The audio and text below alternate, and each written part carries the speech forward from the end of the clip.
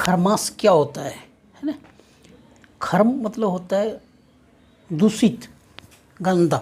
वो मास माने महीना, यानी दूषित महीना। तो खरमास होता कैसे है, ये कैसे खरमास बनते हैं, ये जानते हैं। खरमास के समय पृथ्वी से सूरज की दूरी बढ़ जाती है। ये क्यों बढ़ती है भाई, पहले क्यों नहीं बढ़ती, खरमास के टाइम में क्यों बढ़ती है? ऐसी मान्यता है कि एक बार आपको पता है कि सूर्य भगवान पूरी पृथ्वी के चक्कर लगाते हैं और प्रकाश देते हैं, है ना। पूरी पृथ्वी के चक्कर लगाते हैं। तो ऐसी मान्यता है कि एक बार जब सूर्य भगवान अपने रथ पर सवार होकर सृष्टि की परिक्रमा लगा रहे थे, तब उनके घोड़े थक गए, है ना। आपने जानते होंगे भगवान सूर्य जब तपस्या लगाते हैं तो घोड़े रथ 8-10 घोड़े लगे रहते हैं उस रथ पे। वो घोड़े पूरे तेज गति से भागते रहते हैं, पूरी पृथ्वी की परिक्रमा लगाते हैं। घोड़ा रुकना नहीं चाहिए, घोड़ा रुक जाएगा तो पृथ्वी इधर से उधर हो जाएगी, है ना। तो उनके घोड़े थक गए, तो पानी की तलाश में वह एक तालाब किनारे रुक गए, है ना। बस सूर्य भगवान ने वो अपना रथ को तालाब के किनारे रोका। लेकिन सूर्य देव का गतिमान रहना जरूरी था, नहीं तो संसार में संकट आ जाता।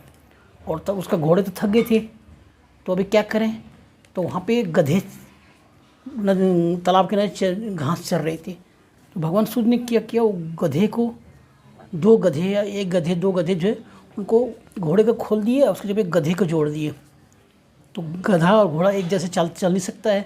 घोड़ा दहना चलेगा, राइट चलेगा ज़्यादा, गधा पीछे चलेगा, तो उनकी बैलेंस जो है गड़बड़ा जाती है ना। तो बैलेंस तो उसकी खराब हो जाती है, इसलिए तो खरमास लगता है ना। साल में 2 बार खरमास लगता है। वैदिक ज्योतिष शास्त्र के अनुसार सूर्य हर एक माह में अपनी राशि बदलते हैं, और इस तरह से सूर्य एक साल में कुल 12 राशि बदलते हैं। सूर्य जब गुरु ग्रह की राशि या धनु या मीन राशि में प्रवेश करते हैं, तब से खरमास कहा जाता है ना। गुरु ग्रह की राशि और धनु या मीन राशि में प्रवेश करते हैं, 2 चीज तभी खरमास होता है। खर का अर्थ होता है दूषित और मास का अर्थ होता है महीना, यानी खरमास के दौरान दूषित महीना होता है। उस टाइम हमें कोई भी शुभ कार्य नहीं करना चाहिए, है ना। लेकिन भगवान की पूजा तो करनी चाहिए। पाप पुण्य आप देखो, पुण्य आप 12 महीने कर सकते हो, हमें कोई शुभ कार्य नहीं करना चाहिए। बाकी पुण्य का फल हम 12 महीने ही कर सकते हैं, ठीक है। इस दिन सूर्य मीन राशि में परिवर्तन होंगे, कब? 14 मार्च से। और ये 14 मार्च से अभी खरमास चल रहा है और ये 13 अप्रैल तक होगी, है। और इस बीच सब राशि विराजमान होंगे। सूर्य के मीन राशि में गोचर करने से खरमास शुरू हो जाएगा, और खरमास 1 महीने तक रहता है। और शास्त्रों के अनुसार खरमास शुरू हो जाने पर शुभ और मांगलिक आयोजन जैसे विवाह, सगाई, गृह प्रवेश, मुंडन और जनेऊ जैसे मांगलिक कार्यक्रम बिल्कुल धर्म संस्कार बिल्कुल अलाउ नहीं है। को पंडित जी आपको नहीं बताएंगे कि आप भी करो। और पंचांग के अनुसार सूर्य भगवान कुंभ राशि से निकलकर 14 मार्च को रात 12:24 पर मीन राशि में प्रवेश करते हैं, और इसके साथ ही खरमास शुरू हो गया। सूर्यदेव मीन राशि में जब 13 अप्रैल को रात 9 बजे तक रहेंगे, उसके बाद वो मेष राशि में प्रवेश कर जाएंगे। इसके बाद खरमास समाप्त हो जाएगा। और इस अवधि में धार्मिक कार्य यानी पूजा पाठ हवन तो किए जा सकते हैं, लेकिन किसी तरह के शुभ मांगलिक कार्य नहीं करना है आपको। खरमास का क्या महत्व है? खरमास का महत्व ये है, इस समय गुरु की स्थिति कमज़ोर हो जाती है ना। और साथ ही मान्यता ये है कि खरमास में सूर्यदेव की चाल बहुत धीमी होती है, जिस कारण इस दौरान किए गए किसी भी मांगलिक कार्य में शुभ फल की प्राप्ति नहीं होती है ना। शुभ कार्य में क्यों नहीं करना चाहिए कि शुभ फल की प्राप्ति हमें नहीं होती है। हमें ऐसा नहीं कुछ अशुभ नहीं हो जाएगा, कोई अपशगुन नहीं हो जाएगा, मतलब आप जो शुभ काम करोगे उसके फल नहीं मिलेगा। जिस विषय करने जा रहे हैं वो फल नहीं मिलेगा। क्यों? क्योंकि इस स्थिति में गुरु की स्थिति कमज़ोर होती है और सूर्य भगवान की गति चाल धीमी हो जाती है। इसी वजह से खरमास में शादी, विवाह, मुंडन और गृह प्रवेश आदि पर रोक लगा दी जाती है। पंडित जी आपको अलावा नहीं करेंगे। और साल में ये 2 बार लगता है खरमास। कब कब लगता है? धनु और मीन राशि के स्वामी देवगुरु बृहस्पति है। सूर्यदेव के धनु और मीन राशि में गोचर करने के दौरान खरमास लगता है, और वहीं इस दौरान सूर्य के संपर्क में आने से दौरान देवगुरु बृहस्पति का शुभ प्रभाव कम हो जाता है, और साल में 2 बार खरमास लगता है। एक बार सूर्य जब धनु राशि में प्रवेश करता है, दूसरा जब मीन राशि में प्रवेश करता है। आज जानते हैं क्या क्या हमें नहीं करना चाहिए शुभ कार्य। किसी भी शुभ कार्य की शुरुआत में गणेश जी, शिव जी, विष्णु जी, देवी दुर्गा और सूर्य की पूजा की जाती है। सूर्य एकमात्र प्रत्यक्ष देवता हैं जो पंचदेवों में से एक है।